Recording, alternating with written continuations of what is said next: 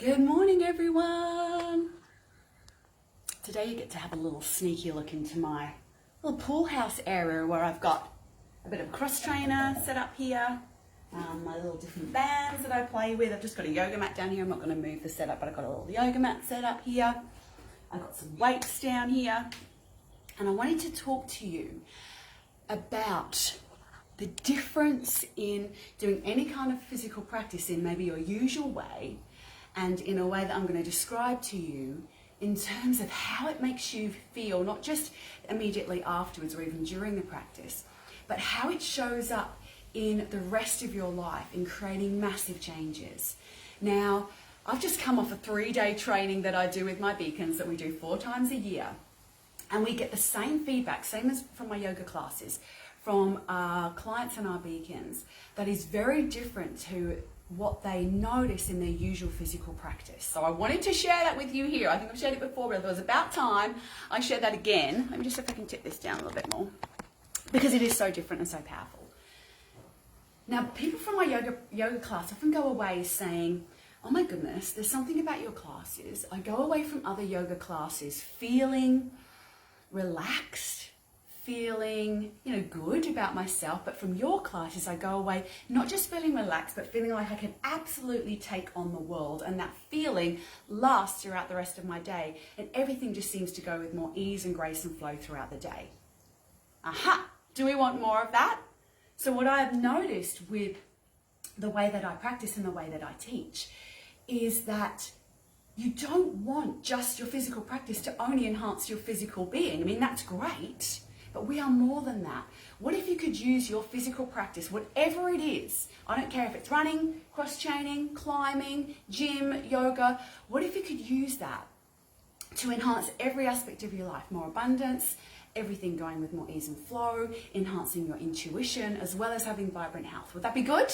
Yes? Then keep watching. And if you're on here live, I know I've got a beautiful radiant femmes here today, beacons, soul sisters, friends. Let us know how you practice and what you do and how you can incorporate this into your practice. So here's the thing.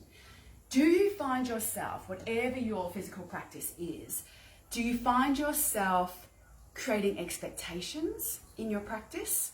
Do you find yourself pushing through in your practice? Do you find your breath straining? Do you find you get physical pain and discomfort afterwards? And I'm not just talking about some muscle fatigue because you're using different muscles and muscle soreness afterwards, but discomfort that you have to kind of really work through. What else did I put down here? Do you find yourself comparing to others? Do you find yourself going really fast, right? Like just pulling through. Let's do this, right? Setting goals and just making sure you reach them. If you do, I'd love you to rethink the way you do this. What if you could, first of all, move with your own rhythm, not lose control over your breath, not have expectations or goals, but actually listen to your body every time you come to that practice and find your edge on that day, in that practice, and not push beyond that? What if you could not compare to others and just feel into yourself in that moment and honor what your body needs in that moment? So I play with lots of different things. Like I said, I sometimes do cross trainer, I sometimes jog, but mostly I do yoga. I've added some weights into my yoga practice. I use some TheraBand. I always walk, but I listen into what my soul self and my body needs in any moment.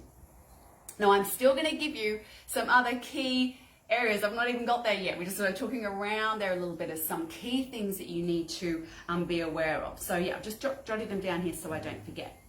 Slow things down, no expectation, don't push through, play your edge every day when you come to the mat or whatever you're doing. Don't compare and find your rhythm. Those are some key things that you need to bring to whatever movement practice it is.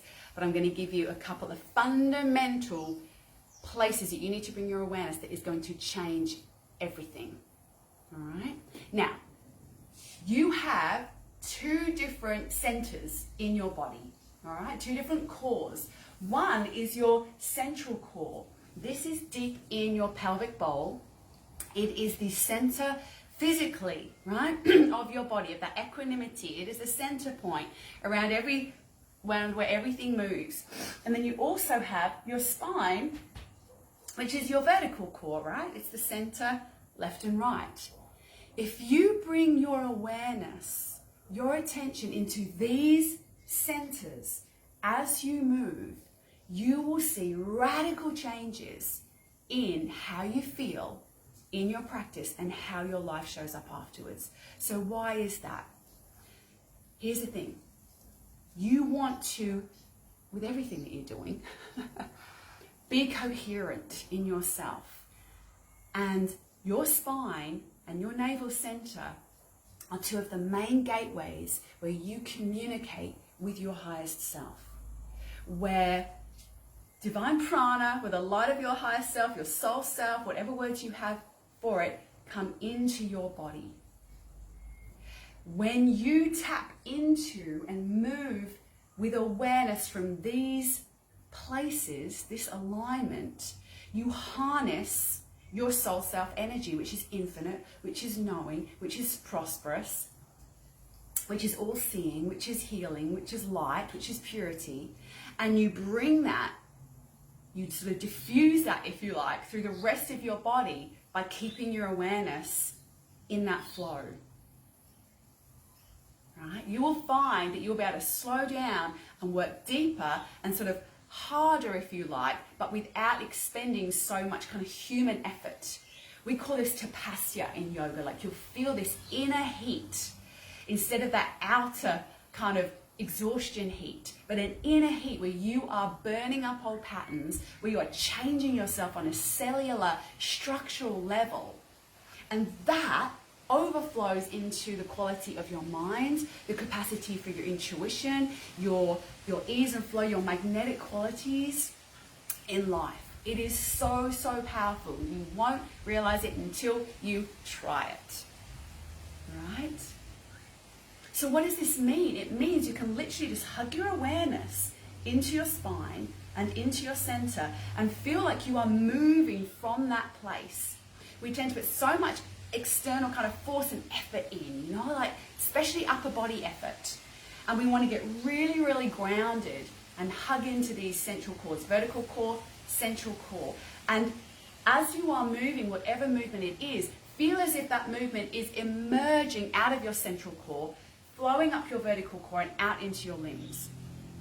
If you take all the load in your limbs, your breath becomes up here, you move into your mind, you start sort of getting tension, you exert a lot more physical, human effort instead of resourcing this prana that flows through you. The only way to really get this is to do this, right? So play with it. Imagine like you're a starfish, yeah? That everything emerges from navel center. Every movement is emerging from navel center and returning to navel center, whether that's weights, whether you're running, whether you're doing your yoga. You are keeping your awareness hugged into the spine, hugged into central core, flowing from that place. You'll tap in to this infinite source energy that is the truth of who you are, and you will embody that through your body, and that is going to feel so amazing, not just in the now with your practice, but for the rest of your day, and it is going to have a huge impact on your life. If you don't know how to hold your center, play with it. Or come along to one of my half-day Brilliance Without Burnout events. We will show you how to hold your central core. Come along to one of my classes, my yoga classes. We work from the vertical core and central core all the time. It is so powerful. So along with that, if you've just jumped on, go back and watch the beginning, but I'll just do a little summary. So moving from central core, vertical core, holding your awareness here, breathing from that place, you are tapping into your soul self energy. That is going to diffuse and become embodied. The other things you need to be aware of, and you will be better at it when you are holding this central core and vertical core, is to find your rhythm. Don't get pushed into someone else's rhythm or any expectation of how you need to show up. Tune in every day to how you need to move your body. Don't assume because you did something yesterday that today you need to better that somehow or do the same thing.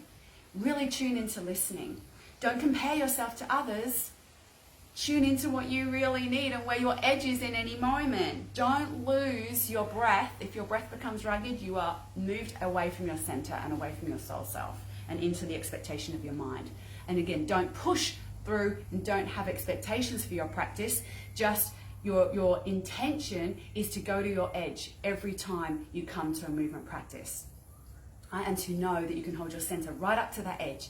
You know what we're talking about with that edge? It's like I can breathe, I can hold, I can center, and then you feel that edge. You're like, if I go any further than this, I'm going to lose it and everything's going to disperse out to my limbs. I'm going to take strain in my back. I'm going to feel sore tomorrow. And you know, you lose your breath and you lose your capacity to really focus in that moment. You're so welcome, Tamara. You're so welcome. Absolutely. So if you have any questions about how you show up and the type of practice that you do, or any other tips that you love to share for tuning in and getting the most out of your physical practice, let us know. All right, beautiful souls, have a great day. I'm feeling amazing now. I'm going to go and take on the world, have some breakfast, and I'll see you all again soon. Bye.